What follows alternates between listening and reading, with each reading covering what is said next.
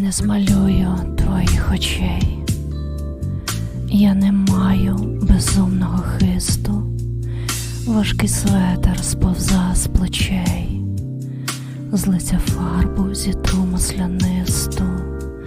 кава стине, думки як клубок,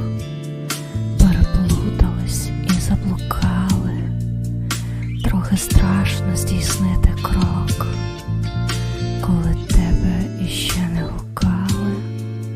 на півподиху лише відстані, нерішучості на півподиху.